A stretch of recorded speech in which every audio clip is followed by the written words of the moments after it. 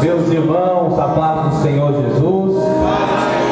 Aí, tudo bem? Graças a Deus. Que alegria. Jesus é lindo, não é? Apaixonado por esse Deus que sempre nos surpreende. Obrigado, meus amigos. Deus abençoe. Glória a Deus. Feliz de estar aqui com os irmãos.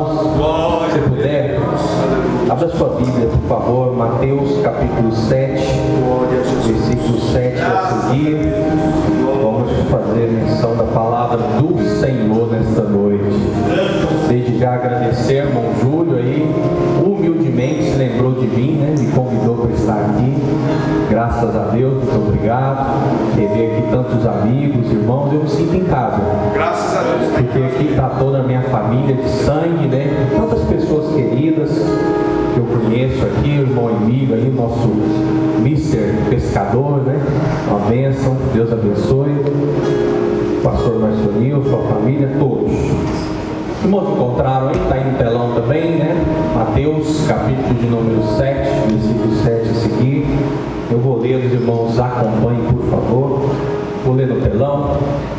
Diz assim a palavra de Deus: Pedi e dar-se-vos-á, buscai e encontrareis, batei e abrir-se-vos-á.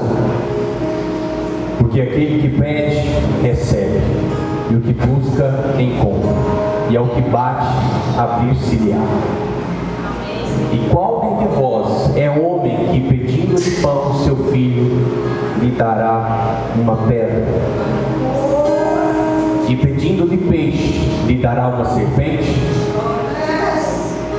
Se vós, pois, sendo maus, sabeis dar boas coisas aos vossos filhos, quanto mais vosso Pai, que está nos céus, dará bens aos que lhe pedirem. Só até o versículo de número 11. Queria orar com você, pedir que o Espírito Santo possa falar ao nosso coração essa noite. Eu já recebi, irmãos, eu já vi aqui a presença de Deus, eu já vi aqui a manifestação do Senhor confirmando no meu coração que Ele tem uma palavra para mim e para você, e nós não sairemos daqui como entramos. Pai, nós estamos diante do Senhor uma vez mais, gratos, felizes, porque o Senhor é bom e a sua misericórdia dura para todos os tempos. Fala conosco, Pai, fala com a sua igreja, abre os nossos ouvidos espirituais para ouvir a palavra, a mensagem de Deus nessa noite, que ela venha gerar vida em nós, que ela venha gerar mudança, e que ela venha gerar em nós, Pai, um amor pela sua palavra e um amor pelo nosso Pai. Aleluia, glória a Deus. Podemos assentar, Deus abençoe em Cristo Jesus. Esta noite, irmãos, eu gostaria de compartilhar com os irmãos sobre esses versículos que nós lemos em Mateus capítulo de número 7, que fala da nossa relação com o nosso Pai. Foi falado que essa noite foi cantado sobre este Pai. E às vezes, irmãos, nós não entendemos, muito mais por uma questão religiosa, a nossa relação com o Pai. Porque às vezes a religião nos faz entender muito mais um Deus do que o vermos como um Pai. Não que esteja errado, mas nós precisamos ver Deus também como nosso Pai. Porque antes de tudo e antes de qualquer coisa, Ele é o nosso Pai. Amém. E Ele nos ama de forma com que nós não conseguimos compreender. E nós precisamos nos aproximar desse Deus como um Pai, não como alguém que é um carrasco, como alguém que é maldoso, como alguém que está longe. Não, irmãos. Esse Deus, Ele está perto. Ele tem prazer em estar próximo de nós. Ele tem prazer em habitar em nós. Ele tem prazer em fazer coisas boas ao nosso respeito. Glória a Deus. Mas nós precisamos entender o conceito de Pai, um conceito de alguém que está próximo, não de alguém que está longe, não de alguém que está distante. E aqui no capítulo 7, Jesus está finalizando o Sermão do Monte. Irmãos, e que privilégio! Quem é leitor da Bíblia e vê aí de Mateus capítulo 5 até Mateus capítulo de número 7, Jesus proferindo o Sermão do Monte. Que privilégio maravilhoso! Imagine as pessoas que tiveram o privilégio de estar aos pés de Jesus, ouvindo da própria boca do Mestre tantas orientações maravilhosas, tantos ensinamentos. E não é diferente para nós como igreja. Se nós olharmos o Sermão do Monte, irmãos, ele tem orientações das suas diversas formas para a nossa vida prática. Porque no Sermão do Monte nós vamos ver Jesus falando sobre a luz do mundo, o sal da terra. Nós vamos ver Jesus falando sobre ira, luxúria, sobre amar o nosso inimigo, de como nós devemos nos relacionar como pessoas dentro da sociedade. E nós vamos ver Jesus também falando sobre a oração. Lembra lá de Mateus capítulo 6, quando ele ensina a oração do Pai Nosso? Sabe o que isso me ensina, irmãos? Que Jesus, ele não somente, parece simplório quando a gente diz não somente veio nos trazer a salvação, mas não é simplório, porque quando eu disse que ele não veio unicamente trazer a salvação, ele veio nos ensinar o caminho da salvação. Amém. Jesus não simplesmente veio, morreu e falou: se virem, a salvação está aqui. Não, ele teve prazer em estar com cada um dos seus filhos, ensinando, orientando, levando ao caminho. E isso, irmãos, Jesus faz todos os dias. A voz de Cristo, ela está a todo redor. Só não vê quem não quer, irmãos. Tudo que está acontecendo no mundo, as tragédias, a natureza, as profecias, o que é isso? É a voz de Deus bradando, é Jesus falando conosco.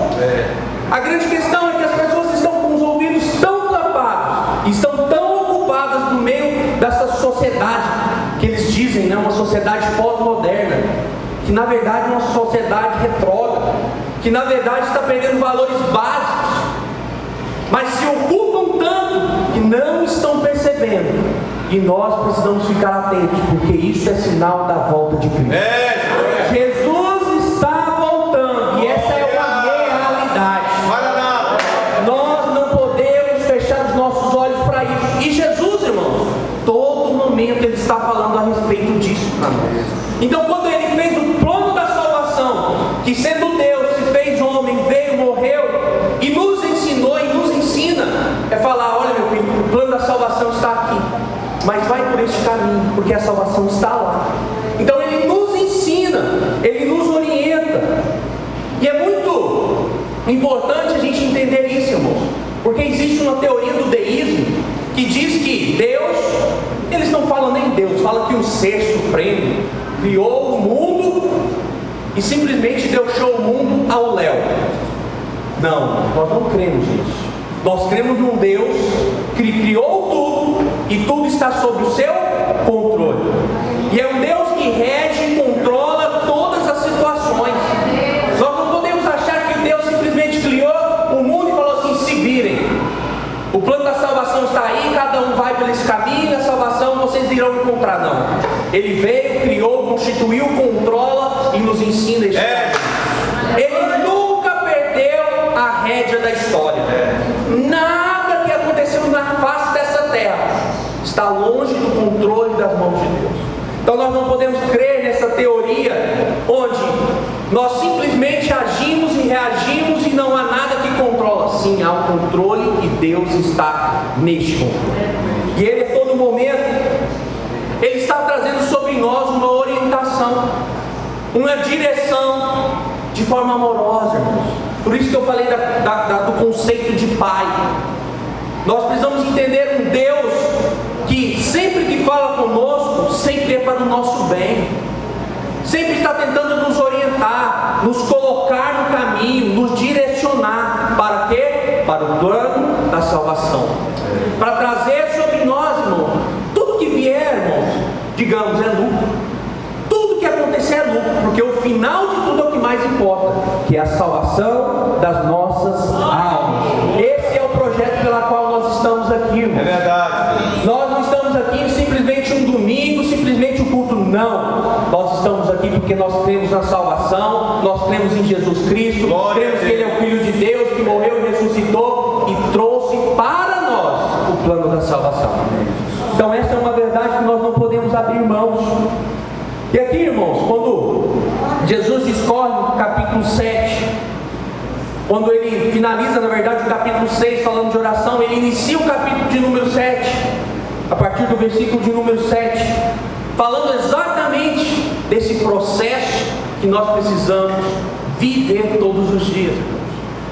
Porque como que nós nos relacionamos com Deus? Através da oração. Nós, irmãos, a nossa oração é a nossa conversa diária. É aquele momento que eu tenho para conversar com alguém, que eu vou falar com alguém. A oração é o meio pela qual nós nos relacionamos com Deus. E Jesus, irmãos, por excelência, Ele foi alguém que nos deu um exemplo. Por excelência foi alguém que orou, que buscou em Deus em oração e trouxe sobre nós o ensino de como nós devemos orar, de como nós devemos nos comportar diante dele. E aqui o versículo de número 7, quando ele diz, pedi, dar-se-vos-á, buscai e encontrarei, batei e abrir-se-vos-á. Aqui, irmãos, quando Jesus traz esses conceitos, ele está falando de quê? De oração. Como nós devemos orar? E eu não sei se os irmãos repararam, irmãos, aqui é uma progressão nesses três verbos. Porque quando ele fala pedir, imagine você pedir alguma coisa, às vezes você pede sem muito compromisso. Vou pedir, se acontecer, beleza. Se não acontecer, tudo bem. Mas quando você quer muito isso, você não só pede, você busca. Ou seja, você sai do estado de inércia, quando você pediu, e agora você vai buscar. Sabe aquilo que você pede dentro de casa, não recebe, o que você faz? Sai de casa atrás. Você vai buscar. Uma progressão. E se de tudo não receber, você bate. Se saiu para a rua e não deu certo, vou bater lá na porta do fulano, vou falar com o ciclano, porque eu quero. Veja que é um estado progressivo. Isso fala de quê? Fala de persistência. Fala de alguém que persiste em buscar alguma coisa que se deseja. Nós vivemos, quando a gente fala dessa era, irmãos, que nós vivemos, ela é uma era do fast, do rápido. As pessoas não têm vontade, persistência, querem insistir em alguma coisa. Já viu assim, quando vai, tenta, o que acontece? Não deu certo, volta atrás, desiste. Por quê? Porque tem que ser na hora dele, rápido. Se não der certo, para mim não serve. E nós, irmãos, entendemos em toda a Bíblia que em Cristo Deus não responde no nosso tempo. Quando ele fala aqui, parece que se nós lermos de forma aleatória e de forma descuidada, é alguém que vai falar assim, então Deus vai me dar tudo. Se ele fala que ele pedir, eu vou receber, se eu bater ele vai me dar, e se eu bater vai se abrir. Eu penso em um Deus do quê? Um Deus que vai me fazer tudo para mim. Não é isso? Não parece de forma descuidada se eu ler o texto? Mas não é isso que Cristo está nos ensinando. Não é dessa forma com que Deus se relaciona conosco. Quando Ele está nos ensinando a respeito disso, dessa progressão na oração, nessa busca, não quer dizer que Ele vai nos responder de acordo com o que nós queremos. Não quer dizer que Ele vai responder no tempo que nós queremos. Não quer dizer que Ele vai fazer do jeito que nós desejamos.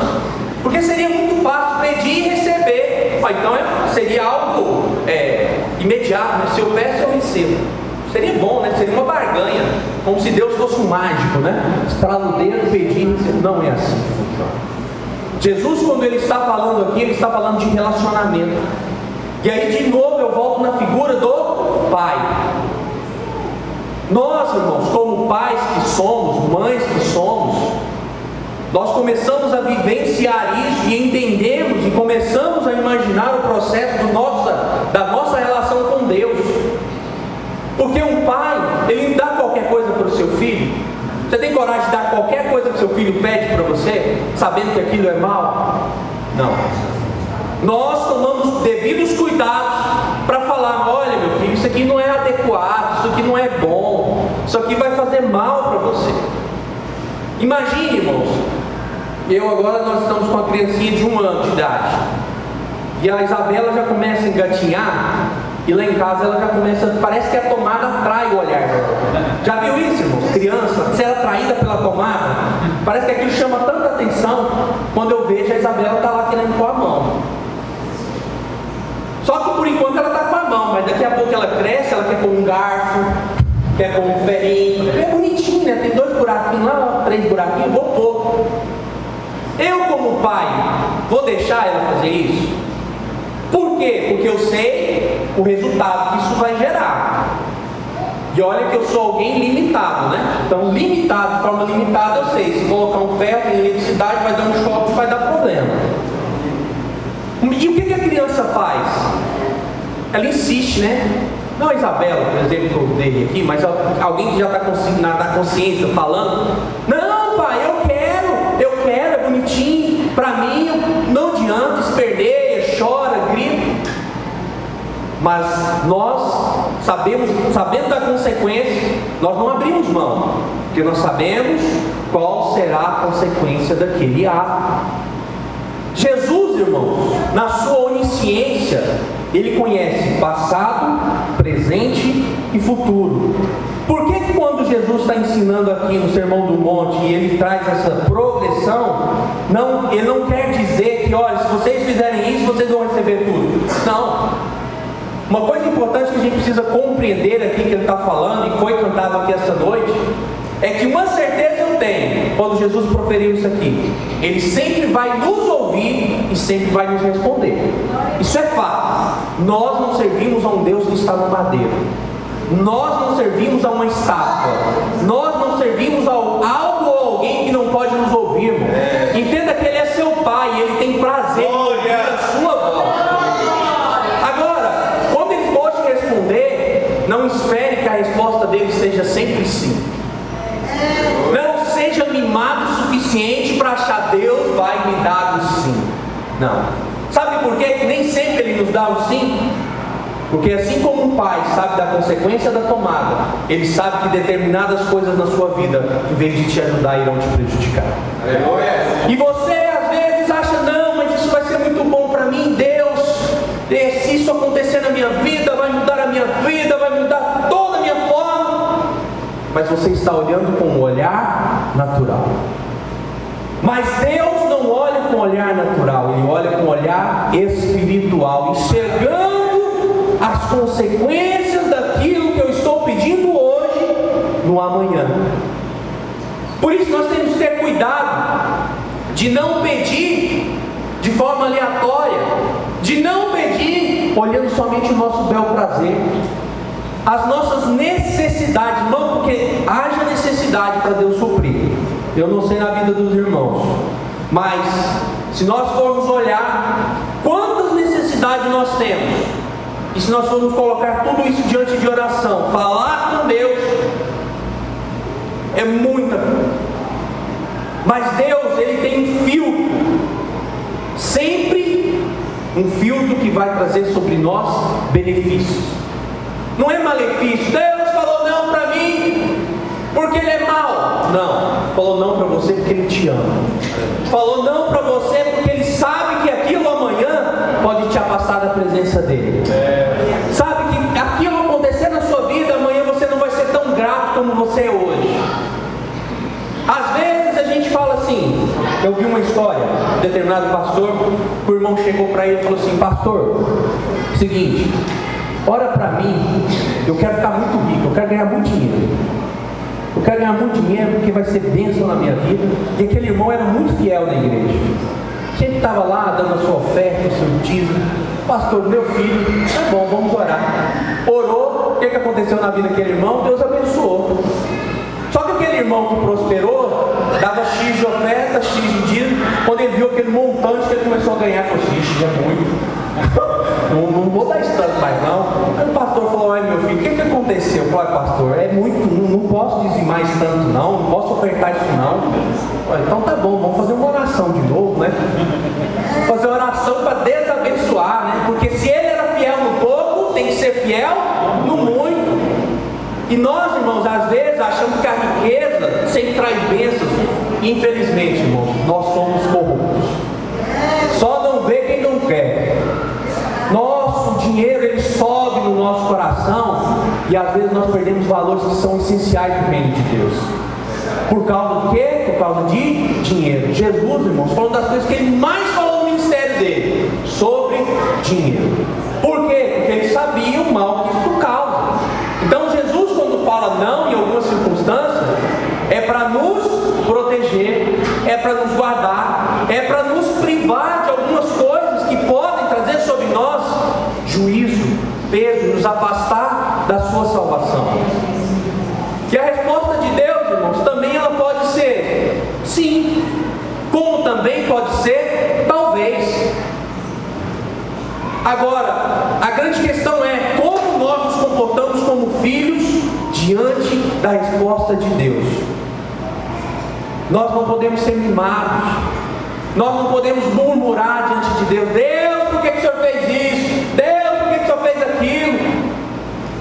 Nós precisamos compreendermos que a nossa capacidade ela é limitada, que a nossa consciência ela é pífia diante da grandeza de Deus, que nós somos, como a Bíblia diz, vermezinhos de Jacó, tão limitados, tão fracos, tão assim, incapacitados de enxergar, mas Deus é grande, Deus é poderoso, Deus enxerga tudo, irmãos, e Ele sabe quando Ele vai ter que dizer sim, quando Ele vai ter que dizer não, quando talvez Ele vai falar espere, talvez. E nós precisamos responder à altura daquilo que Deus traz sobre a nossa vida. E a nossa resposta, irmãos, sobre a resposta de Deus é o que atrai a bênção de Deus ou afasta a bênção de Deus. Lembram daquela mulher estrangeira quando Jesus estava lá pregando em Tiro e Sidom? E ela entra naquela casa, Jesus está ali ensinando, a palavra de Deus. E aquela mulher, ela desejava um milagre na sua casa, na sua família. E quando ela pede ali para Jesus, ele diz: olha, Jesus diz para ela: não é lícito dar aos pães, aos cães, e deixar de dar aos filhinhos. Mas aquela mulher, ela foi extremamente sábia ao ouvir a voz de Jesus e saber responder de forma correta. Porque ela poderia muito bem virar o biquinho e falar assim: esse Jesus, hein, vou embora, não quer nada comigo não. Mas não, o que ela fez? Falou assim: olha Jesus, eu sei que o pão é para os filhos, mas uma migalha que cair dessa mesa já me satisfaz. Uma migalha da parte do Senhor já me satisfaz. Aleluia. Ou seja, ela trouxe uma resposta adequada àquilo que Cristo estava falando para ela. Ela não foi mesquinha, ela não trouxe uma resposta olhando, objetivando somente ela, não, ela entendeu o que Jesus estava fazendo. Nós precisamos, como filhos, entender as respostas de Deus. Se Ele não responder, se Ele disser não, se Ele disser sim, bênção. Quando eu olho, confronto esse texto de Mateus capítulo 7, e eu vejo Jesus ensinando, quando Moncaio aqui cantando essa última canção, Jesus está às portas, e Ele bate, Ele clama, Ele busca. Aqui Jesus estava nos ensinando como nós devemos, através da oração, nos colocarmos diante dele, na porta, nos colocarmos no caminho. E eu olhando o texto de Provérbios capítulo 1, ele tem uma conexão muito forte aqui com Mateus capítulo de número 7. Porque em Provérbios capítulo de número 1, o escritor aos Provérbios, ele faz uma menção como se fosse a memória de Deus, mas de forma vivificada. E quando eu olho o exemplo de Jesus, Jesus é a personificação da sabedoria, porque o livro de Provérbios fala sobre sabedoria. E o Provérbios capítulo 1, ele fala que a sabedoria, ela clama nas portas, clama nas ruas, para que as pessoas ouçam a sua voz. E Jesus é a personificação dessa sabedoria, é a personificação dessa memória de Deus através do seu Filho amado. E ele continua no Provérbios capítulo de número 1, falando que Jesus está à porta e grita em alto e bom som. E o que isso quer nos dizer relacionado a esse texto? Jesus, ele a todo momento, ele quer nos conduzir, ele quer nos levar a este caminho, ele quer nos orientar a este caminho. E ele, irmão, não quer que nenhum dos seus filhos se perca, ele não quer que nenhum saia do caminho, mas que antes, que todos sejam salvos. Então, a gente não pode, as pessoas não podem dizer que não ouvem a palavra de Deus, que não estão recebendo a palavra de Deus. A palavra de Deus está sendo pregada em todo canto, em todo lugar, de diversas formas, de diversas maneiras. escritor vai dizer que Jesus estende a mão e poucos fazem menção disso. Que Jesus está ali trazendo uma palavra para que eles se convertam do mal, e poucas pessoas estão atentas à voz de Jesus. Parece uma realidade que nós vivemos hoje, né, irmãos? Quando nós vamos falar de Jesus, as pessoas zombam, as pessoas não querem ouvir. Muitos falam: não, esse Jesus aí que vocês estão falando, já se passaram aí mais de 2020 anos, esse Jesus não volta, que Jesus é esse? Zombam, não querem se converter, não querem enxergar a realidade dos fatos. Mas esse Jesus, irmãos, que está descrito em Mateus capítulo 7 e Provérbios capítulo de número 1, é um Jesus que deseja a todo momento resgatar os seus. Aleluia. A todo momento Jesus está buscando os seus. Falando da salvação, se acheguem ao plano da salvação, busquem a Deus, estejam no caminho. Aleluia. E nós não podemos desprezar isso. Nós não podemos desprezar este grande amor. Não podemos desprezar tudo aquilo que Cristo fez e faz por mim e por você. Porque o escritor Provérbios vai dizer que esses que não ouviram, esses que não deram moral, esses que zombaram do Evangelho, irão viver as consequências das suas ações, sofrerão a dor na pele e não poderão mais encontrar a Jesus. Esse dia vai ser um dia muito triste, né? Porque, diferente do que Jesus diz aqui, né? Naquele momento, irmão, não adianta pedir. Naquele momento não adianta buscar. Naquele momento não adianta bater. Porque o tempo da graça está aí. O tempo da graça ainda está aqui. Ainda podemos pedir, podemos receber, podemos buscar e encontrar, podemos bater e a porta vai se abrir. Mas esse dia findará. Vai chegar um momento que as pessoas irão desesperadamente buscar a Jesus e não vão querer a esse Deus e não poderão encontrar. Irão buscar em todos os lugares e não acharão. Irão bater nas portas das igrejas, mas ninguém mais vai estar lá. Jesus não estará lá. O Espírito Santo não vai estar lá.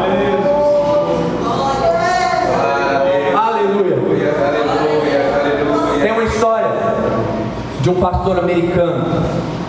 Esse pastor americano, um homem muito simples, um homem de Deus, que morava num pequeno vilarejo do interior dos Estados Unidos. E convidaram ele para pregar em uma grande igreja dentro dos Estados Unidos. Aquele homem nunca tinha entrado num avião, muito menos em um aeroporto. Aquele homem, quando chega, vai entrar o saguão do aeroporto, chega diante da porta, a porta se abre para ele. Ele fica maravilhado com aquilo e fala assim: Deus, o Senhor está fazendo milagres. Que prodígio! Deus vai fazer o extraordinário, vai ser uma pregação poderosa. E ele ficou super feliz com aquilo. Mas tinha mais.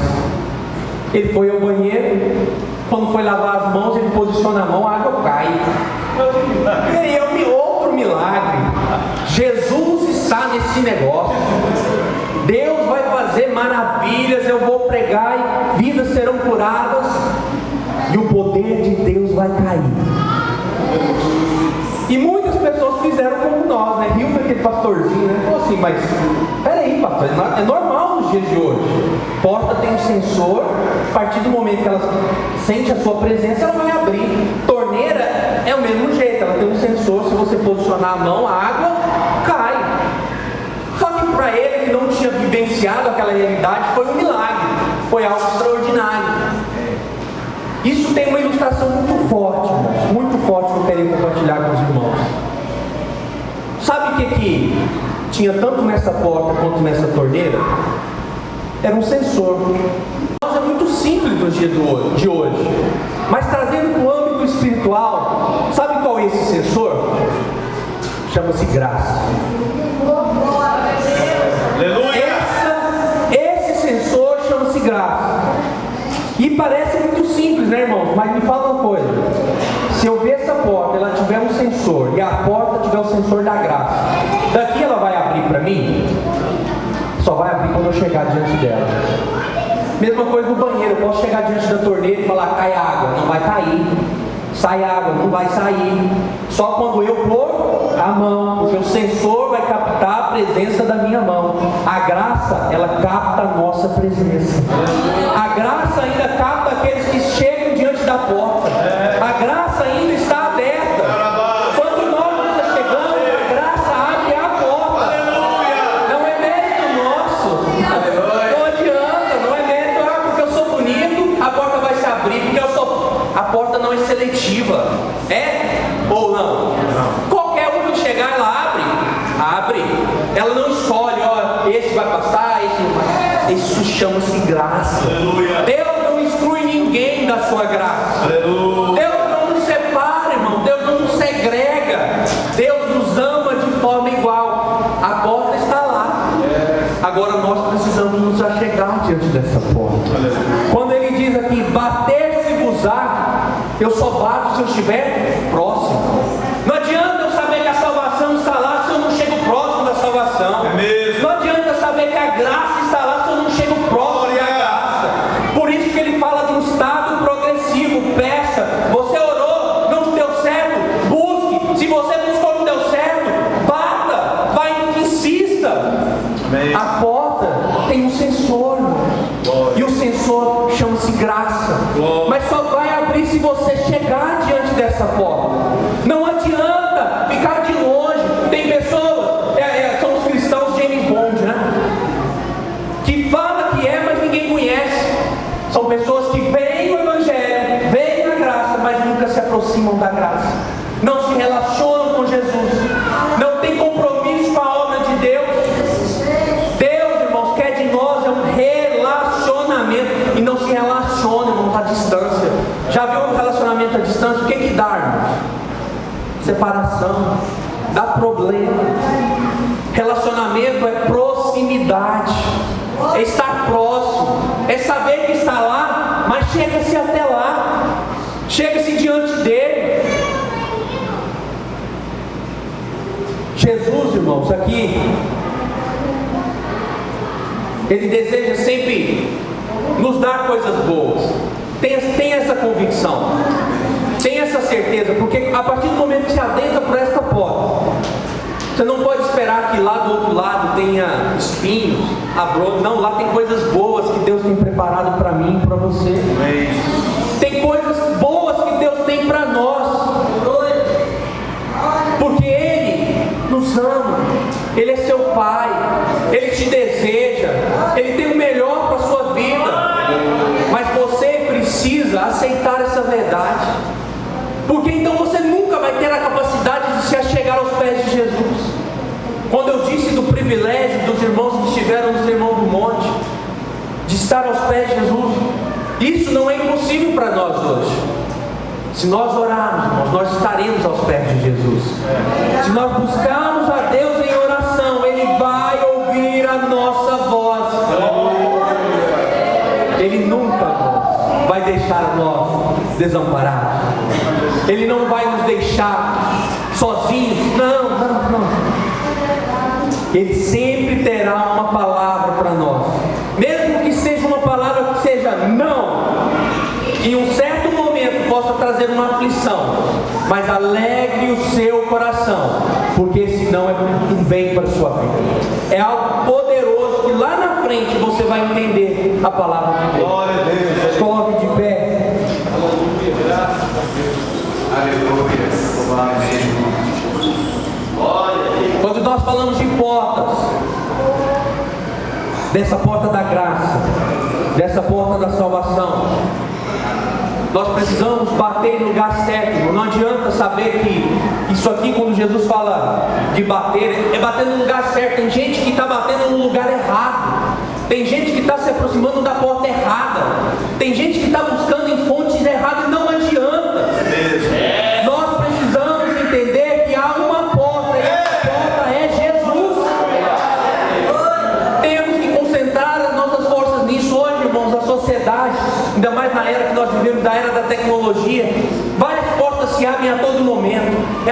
disso, é a porta daquilo, é a porta daquilo, e as pessoas se perdem com tantas portas, mas portas que não geram vida, portas que não geram alegria verdadeira, portas que não nos levam a lugar nenhum. Há uma porta, e essa porta é Jesus, e nós precisamos adentrar por ela. Nós precisamos chegar porque essa porta vai se abrir, irmão. Se você chegar diante dessa porta, saiba que essa porta vai se abrir, porque a graça ainda está aberta, a graça ainda está aqui. Agora, daqui a pouco, talvez o sensor da graça não vai mais funcionar. Talvez o sensor da graça amanhã, não sei eu, não vai mais funcionar. Então pode chegar diante da porta que a porta não vai se abrir. Ainda há tempo, ainda há tempo, e nós não podemos perder este tempo. Adentrar por esta porta, conhecer a esse Jesus, conhecer a este Pai e viver um relacionamento com Ele. Eu queria saber que alguém nesta noite gostaria de fazer um compromisso e entrar por esta porta, viver uma vida, irmão, com Jesus. E aqui não é uma religião, não é uma forma, não é algo, não, é a palavra de Deus. É um Jesus que deseja se relacionar com você como Pai, um Jesus que deseja fazer o extraordinário na sua vida, um Jesus que sempre vai ouvir a sua voz. Queria saber se tem alguém esta noite que gostaria de fazer este compromisso, gostaria de ceder a oportunidade para que o Espírito Santo possa falar ao vosso coração. Vocês tenham essa oportunidade de entregar a sua vida a Jesus e adentrar por esta porta, porque o dia é hoje.